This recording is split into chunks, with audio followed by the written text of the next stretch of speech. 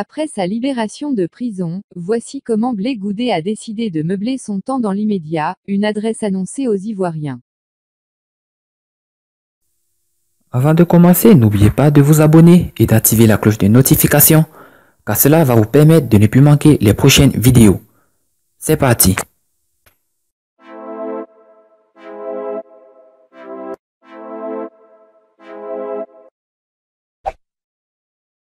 Aussitôt après sa sortie de prison, Charles Blé Goudé a déjà établi ses priorités en annonçant sa volonté de se consacrer d'abord à sa famille avant de se lancer dans la politique.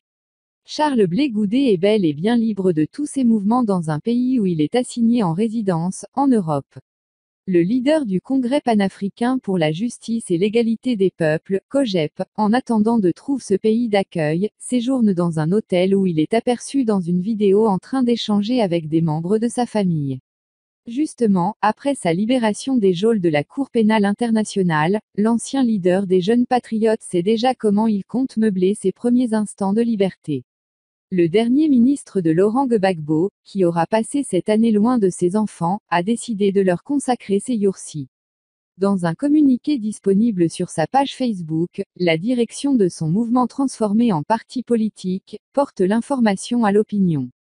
La haute direction du COJEP informe l'opinion nationale et internationale que le ministre Charles Blé Goudé se consacrera à ses enfants, à sa famille, durant le temps qui lui sera nécessaire.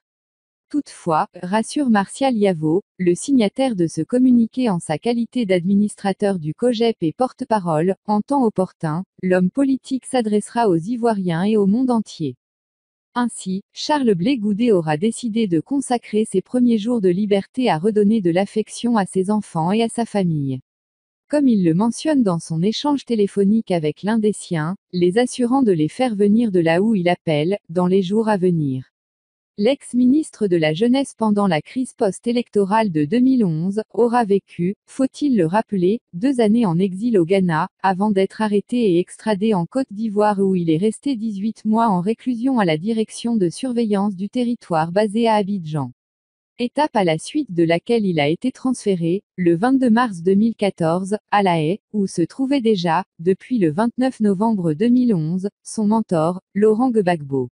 Les deux personnalités sont jugées devant la Cour pénale internationale, CPI, depuis le 28 janvier 2016 et ont vu défiler des dizaines de témoins avant leur acquittement par la chambre préliminaire le 15 janvier 2019, par son préside, le magistrat italien, Cuno Tarfusé.